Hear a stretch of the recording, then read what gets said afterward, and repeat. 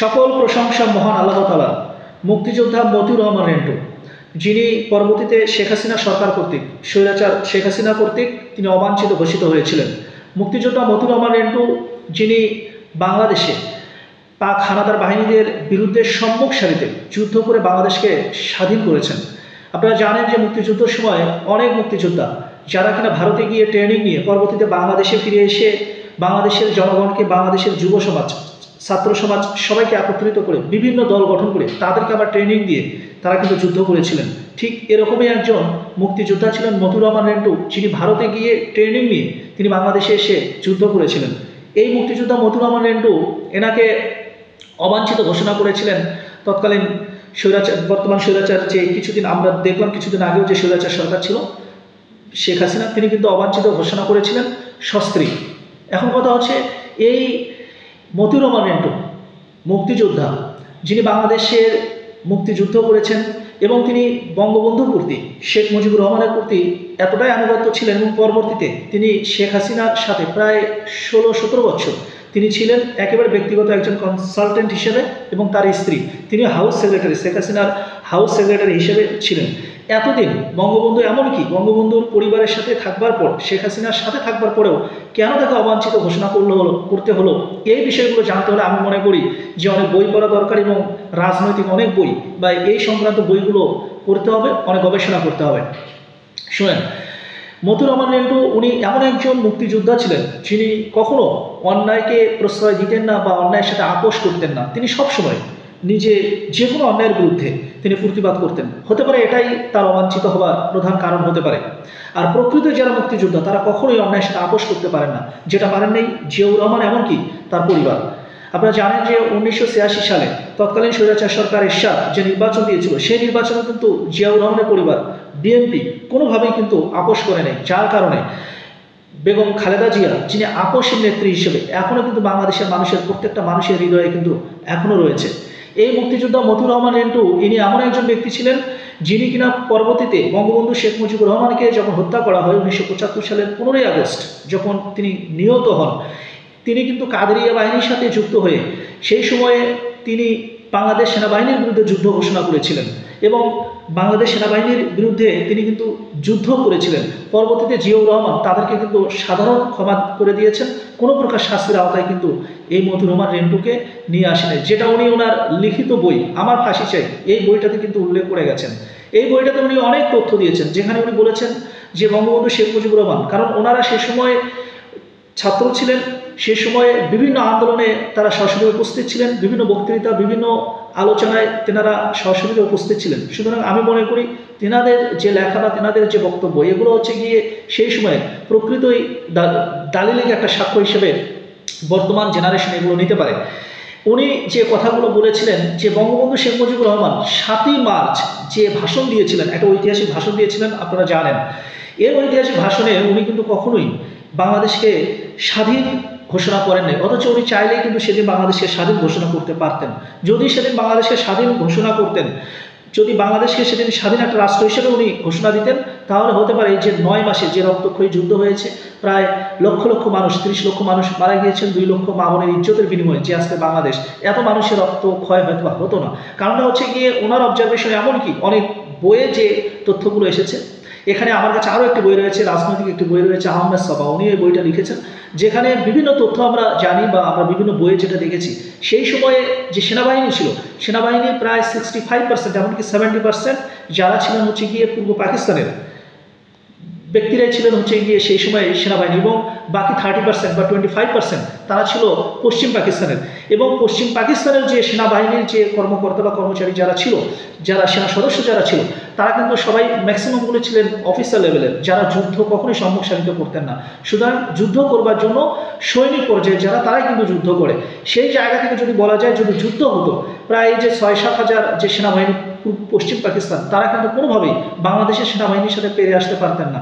সুতরাং সেই সময় তিনি যদি বাংলাদেশকে স্বাধীন ঘোষণা করে বাংলাদেশের সমস্ত জনগণকে তিনি যদি আহ্বান করতেন যে কোনো ট্যাক্স দেওয়া হবে না, কোনো খাজনা দেওয়া হবে না, কোনো বিল দেওয়া হবে না, এমনকি পশ্চিম পাকিস্তান থেকে কোনো সেনাবাহিনী পূর্ব পাকিস্তানে আসতে পারবে না, পাশাপাশি পূর্ব পাকিস্তানে, তৎকালীন পূর্ব পাকিস্তানে যে সেনা, পশ্চিম পাকিস্তানের যে সেনা সদস্য যারা রয়েছে তাদেরকে বন্দি করবার যদি একটা আদেশ দিতেন, তাহলে হতে পারে খুব অল্প সময়, অল্প রক্তক্ষরণের মধ্য দিয়েই হতে পারে বাংলাদেশ স্বাধীন হতে পারত। কিন্তু উনি কিন্তু সেটা করেন নাই, কারণ ওনার যে দফাগুলো ছিল সেই দফাগুলোর মধ্যে অন্যতম একটা দফা ছিল যে ওনাকে ক্ষমতা হস্তান্তর করতে হবে, কারণ সেই সময় নির্বাচিত তিনি ছিলেন, তেনাকে ক্ষমতা হস্তান্তর করতে হবে। অর্থাৎ উনি কিন্তু কখনোই চান নাই যে শুধুমাত্র বাংলাদেশ নামক একটা দেশ হোক, যেই দেশের উনি প্রেসিডেন্ট বা উনি সরকার হবেন। উনি চেয়েছিলেন গোটা পাকিস্তানের সরকার হতে। কিন্তু বাংলাদেশের আপামর জনগণ, জনসাধারণ তারা কিন্তু সবাই বাংলাদেশ একটা স্বাধীন একটা রাষ্ট্র হোক, এটাই কিন্তু তাদের দাবি ছিল। যার কারণে এই যে আপনারা জানেন যে 7 তারিখ থেকে 7ই মার্চ থেকে পরবর্তীতে 25শে মার্চ পর্যন্ত এই সময় অসংখ্য লক্ষাধিক পাকিস্তান যে সৈন্য পশ্চিম পাকিস্তান থেকে তারা কিন্তু পূর্ব পাকিস্তানে এনেছিলেন, অনেক গোলাবারুদ এনেছিলেন, যার কারণে কিন্তু সুযোগ পেয়েছিলেন দীর্ঘ সময় ধরে এই যে বাংলাদেশের মানুষের উপরে, নিরস্ত্র মানুষের উপর ঝাঁপিয়ে পড়ার মতো একটা বর্বরচিত যে একটা হামলা করবার মতো একটা সময় কিন্তু পেয়েছিলেন। এই জায়গা থেকে এই যে শেখ মুজিবুর রহমান, বঙ্গবন্ধু শেখ মুজিবুর রহমান, তেনাকে কিন্তু কোনোভাবেই যে স্বাধীনতার ঘোষক এইটা কিন্তু কোনোভাবে বলা যায় না। এমনকি 25শে মার্চ রাতে এই বইয়ে উনি যে কথাগুলো বলে গেছেন, এই বইগুলো পর্যালোচনা করলে দেখা যায় সেদিন তাজউদ্দিন আহমেদ এমনকি ডক্টর কামালের সঙ্গে উনি কথা বলেছেন, কারো কাছেই কিন্তু উনি কোনোভাবেই স্বাধীনতার কোনো ঘোষণা দেননি। এমনকি পরবর্তীতে আমরা এই যে 15-16 বছর যেভাবে আওয়ামী ফ্যাসিবাদ সরকার, আপনারা জানেন, বিভিন্ন মিডিয়ার মাধ্যমে বাংলাদেশের মানুষকে যেভাবে বিভিন্নভাবে গিলিয়েছে যে স্বাধীনতার ঘোষণা বঙ্গবন্ধু শেখ মুজিবুর রহমান করেছেন, বিভিন্ন টেলিগ্রামের মাধ্যমে পাঠিয়েছেন, অথচ এই বইগুলো থেকে দেখা যায় বা কোনো দালিলিক এখন পর্যন্ত কোনো সাক্ষ্য আসে নাই যেখানে বলা হচ্ছে যে বঙ্গবন্ধু শেখ মুজিবুর রহমান নিজে দাবি করেছেন, উনি ঘোষণা দিয়েছেন, অথবা উনি টেলিগ্রাম পাঠিয়েছেন। উনি যে প্রেরক বা প্রাপক কে ছিলেন, এই ধরনের কে প্রাপক ছিলেন, এইটা কিন্তু কোথাও আজ পর্যন্ত আসে নাই। আমি এখন একটা কথা বলবো, শুনেন। এই যে ভারতের যে ভূমিকা, বিভিন্ন বইগুলো পর্যালোচনা করলে দেখা যায় ভারত কিন্তু বাংলাদেশকে যে সহযোগিতা করেছে এটা অনস্বীকার্য, কিন্তু তারা কিন্তু শুরু থেকেই বাংলাদেশকে এইভাবে সাহায্য করে না, বাংলাদেশ নামক একটা দল হোক, এটা কিন্তু চায় না। তারা শুরু থেকে যেটা করেছিল, পাকিস্তানের সাথেই কিন্তু সুর মিলিয়ে তারা বহির্বিশ্বে বিভিন্ন জায়গায় কিন্তু তারা আলোচনা করেছিল। পাকিস্তানও বহির্বিশ্বে বিভিন্ন জায়গায় বলছিলেন যে এইটা হচ্ছে গিয়ে পাকিস্তানের একটা অভ্যন্তরীণ একটা বিষয়, পাকিস্তানের মতো ঘরোয়া একটা সমস্যা, তারা ঘরোয়াভাবে এটা সমাধান করতে চায়। ঠিক সেইভাবে ভারতও কিন্তু বহির্বিশ্বের বিভিন্ন মহলে কিন্তু এই একই কথাই বলেছিলেন যে এটা হচ্ছে পাকিস্তানের একটা অভ্যন্তরীণ বিষয়, এইটা অভ্যন্তরীণভাবেই তারা ইন্টারনালি এটা ঘরোয়াভাবে আলোচনা করে সমাধান করে নিতে চায়। কিন্তু বাংলাদেশের উপর এইভাবে যে বর্বরচিত একটা হামলা হচ্ছে, বাংলাদেশের নিরীহ মানুষের উপর, মা বোনদের উপর যে পরিমাণ অত্যাচার হচ্ছে, এইটা কিন্তু তারা কোনোভাবে মিডিয়া ফলো আপ করেন নাই, যার কারণে দীর্ঘ সময় কিন্তু লেগে গেছে। এমনকি বাংলাদেশ থেকে যারা ভারতে গিয়ে, আপনারা জানেন, যারা মুক্তিযুদ্ধের যারা ট্রেনিং নিয়েছে, তাদেরকে এমন কোনো ভারী অস্ত্র দেওয়া হয় নাই যে অস্ত্রগুলো দিয়ে তারা সম্মুখ সারি থেকে পাকিস্তানি হানাদার বাহিনীর বিরুদ্ধে যুদ্ধ করে ফিরে আসতে পারবে। বরঞ্চ যারাই পাকিস্তানি হানাদার বাহিনীর বিরুদ্ধে তারা যুদ্ধ ঘোষণা করতে গিয়ে যুদ্ধ করেছে সম্মুখ সারিতে, ম্যাক্সিমামই তারা নিহত হয়েছে, অর্থাৎ তাদেরকে ভারী অস্ত্র কিন্তু দেওয়া হয়নি। এই ভারত কোনোভাবেই বাংলাদেশকে কখনোই, আপনারা জানেন, কখনোই তারা মন থেকে ভালোবাসে নাই, এমনকি মন থেকে তারা বাংলাদেশের মানুষের ভালো চায়নি। এই যে 15-16 বছর, আপনারা জানেন, গত 15 বছরে যে স্বৈরাচার সরকারকে একটা আবরণের মধ্য থেকে বাংলাদেশের মানুষের উপর যেভাবে অন্যায় অত্যাচার করা হয়েছে, এইটা বাংলাদেশের মানুষ কখনোই ভুলবে না। এমনকি সাম্প্রতিক সময় আপনারা জানেন যে বর্তমানে তারা যে একটা গুপ্ত হামলাও যদি বলা যায়, একটা গুপ্ত চক্রান্তও যদি বলা যায়, তাও ভুলবে, একেবারে নিকৃষ্টতম একটা কাজ করেছে। এইটা হচ্ছে কি, আপনারা জানেন যে এই যে ডুম্বুর বাঁধ খুলে দিয়ে, একটা গেট খুলে দিয়ে তারা যে পরিমাণ বন্যা সৃষ্টি করেছে, যে পরিমাণ পানি ছেড়ে দিয়েছে, এখানে তারা পানি ছেড়েছে কিন্তু কোনোভাবে অ্যানাউন্স কিন্তু করে নাই। এমনকি বাংলাদেশ সরকারকে কোনোভাবেই কিন্তু তারা বাংলাদেশ সরকারের সাথে আলোচনা করে নাই, বাংলাদেশের মানুষকে কোনোভাবে জানায় নাই, কোনো মিডিয়াতেও কিন্তু এইভাবে আসে নাই যে তারা এই গেট খুলে দেবে।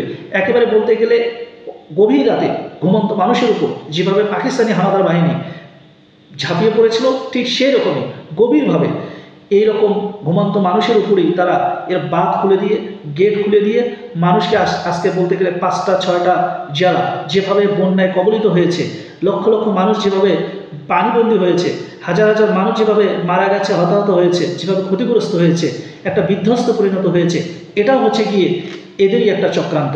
সুতরাং ভারত কোনোদিন বাংলাদেশকে আক্ষরিক অর্থে একেবারে মন থেকে তারা কখনোই বন্ধু মনে করে নাই। এই বইটার শেষে এই যে যিনি লেখক, ইনি একটা কথা বলে গিয়েছেন, উনি যেটা খুব আমি আজকে এই ভিডিও করবার কারণটাই হচ্ছে এই বইটা প্রকাশিত হয় 1999 সালে, যে সময় আওয়ামী লীগ সরকার ক্ষমতায় ছিল। ক্ষমতায় থাকার সময় কিন্তু এই বইটা প্রকাশিত হয়েছিল। ঠিক তখন উনি একটা মন্তব্য করেছিলেন, একেবারে শেষের পাতায় উনি একটা মন্তব্য করেছেন, যদি স্বৈরাচার সরকার, তৎকালীন যে স্বৈরাচারী রাষ্ট্রপতি যিনি ছিলেন এরশাদের মতো ক্ষমতায় থেকেই যদি শেখ হাসিনার যদি কখনো পতন হয়, তাহলে শেখ হাসিনা অবশ্যই ভারতে পালিয়ে যাবেন, এমনকি বাংলাদেশকে ভারতীয় সৈন্যদের হাতেই উঠিয়ে দেবেন। এরকম একটা মন্তব্য করেই কিন্তু উনি ওনার লেখাটা শেষ করেছেন। আজকে আপনারা জানেন যে বৈষম্য বিরোধী ছাত্র আন্দোলনের মুখে স্বৈরাচার সরকারের পতন হয়েছে, শেখ হাসিনা সরকারের পতন হয়েছে, এবং এই পতনে 5 তারিখে আমরা যে ঘটনা দেখেছি, 5 তারিখে শেখ হাসিনা ঠিকই ভারতে পালিয়ে গেছে। এমনকি পালিয়ে যাওয়ার সময় তার নিজের দলের লোককেও কিন্তু কোনোভাবেই সতর্ক করেন নাই, যার কারণে আজকে তার দলের অনেক বড় বড় নেতা যারা বিভিন্ন সময় দুর্নীতির মধ্যে মগ্ন ছিল, বিভিন্ন সময় অর্থ লিপ্সার মধ্যে তারা ছিল, বিভিন্ন কেলেঙ্কারির সাথে তারা জড়িত ছিল, আজকে তারা কিন্তু বিভিন্নভাবে জনতার হাতে, পুলিশের হাতে, আইন শৃঙ্খলা বাহিনীর হাতে তারা কিন্তু অ্যারেস্ট হচ্ছে, তারা আইনের আওতায় আসছে। এবং আপনারা এটাও জানেন, আমরা 5 তারিখে এমনকি 4 তারিখে আমরা কিন্তু বিভিন্ন মিডিয়া দেখেছি, বিভিন্ন আমরা ভিডিও দেখেছি, যেখানে আমরা দেখেছি ভারতীয় অসংখ্য ব্যক্তি যারা বাংলাদেশের সেনাবাহিনীতে ছিল, বাংলাদেশের বিভিন্ন জায়গায় ওত পেতে ছিল, তারাও কিন্তু পালিয়ে গেছে। আমরা কিন্তু এই ভিডিওগুলো কিন্তু ফেসবুকে, সামাজিক যোগাযোগ মাধ্যম, এমনকি বিভিন্ন টিভি চ্যানেল, বিভিন্ন জায়গায় কিন্তু দেখছি বা এখনও আমরা দেখছি। সুতরাং আমি একটা কথাই বলবো, লেখক উনি যে কথাটা বলেছেন, শেষের যে কথা, তার প্রত্যেকটা কথার সাথে আজকের এই স্বৈরাচার সরকারের যে পতন, প্রত্যেকটা কথার একটা সাথে মিলিয়ে গেছে। আমি শুধু একটা কথাই বলবো, শুনেন, পাপ সবসময় পাপ, আর অপরাধ পাপ এটা হচ্ছে গিয়ে আলাদা জিনিস। আমার কাছে যেটা অপরাধ, এইটা অন্য কারো কাছে অপরাধ নাও হতে পারে। আজকে আমার দেশে যেটা ধর্ষণ, অন্য কোনো দেশে ধর্ষণ নাও হতে পারে, কিন্তু এইটা যদি পাপ হয়ে থাকে, এটার বিচার একদিন না একদিন আল্লাহ কিন্তু স্বয়ং করবেন। ভালো থাকবেন, সুস্থ থাকবেন, আল্লাহ হাফেজ।